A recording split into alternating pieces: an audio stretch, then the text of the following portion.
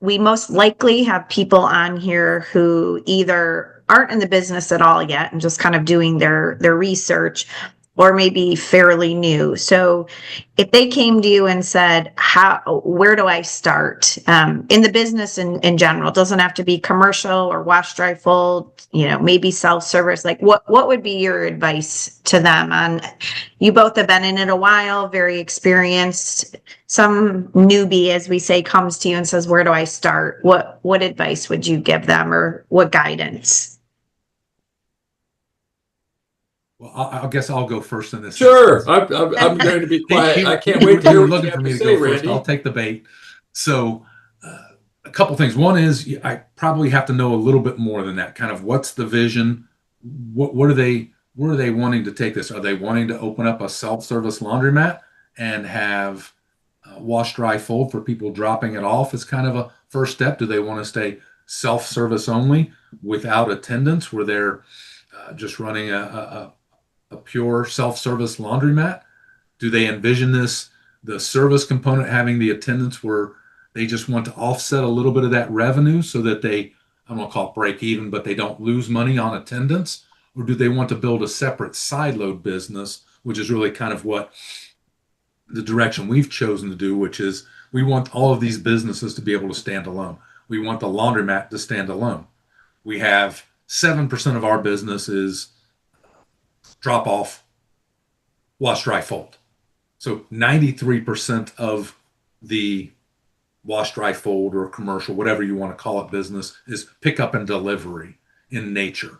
So, we're more than offsetting the cost of the attendance through that work being done. And then we have, that closed facility where we purely focus on throughput. So presumably the question is framed towards people that are going to build a laundromat, okay? Because you can get into some of these service businesses without being in a laundromat, and that's a whole separate discussion for a separate podcast or webinar or whatever. But assuming you're going to be in the laundromat business first, that's priority one, right? Okay, you're going to make a huge investment, whether you're buying a store or building a new one or building one from the ground up or whatever. So my advice would be to make sure you get really good at that first, okay?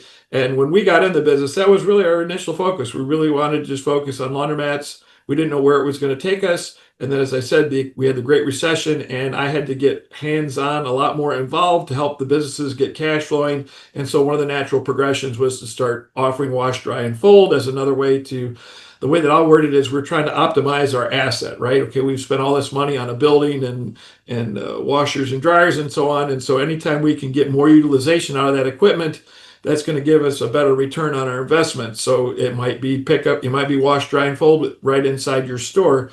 And then it may also be commercial opportunities as they come along and you decide to assess them. The one tip that I'd like to offer, because I think it's worked out really well for us, is you don't necessarily have to hire additional attendants just to do wash and fold if that's what you want your core focus to be. So maybe you start out building a self-service laundromat, and then you figure out how to eventually get some wash, dry, and fold business, and you figure out how to utilize your existing attendant labor force to do that. And what do I mean by that? I think you need to decide, whatever the number is, how many pounds per hour an attendant on the floor who's also taking care of customers and keeping the store clean can dedicate to doing wash, dry, and fold as well. And in our case, we figured out over the years it's about 20 pounds an hour, okay?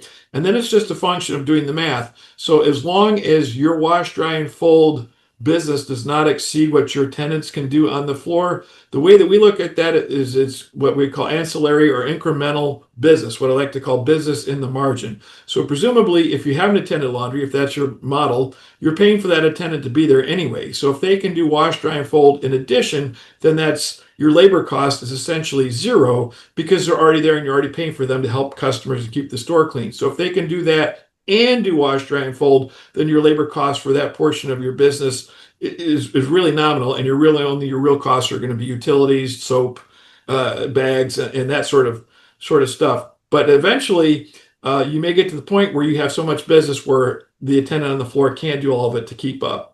And then you have to decide if you want to add extra labor to do that. And I would argue, rather than do that, what we do is we control the flow, if you will, with the pricing for our wash, dry, and fold. So when we get to the point where we've got so much that the attendants on the floor can't keep up, we raise our prices.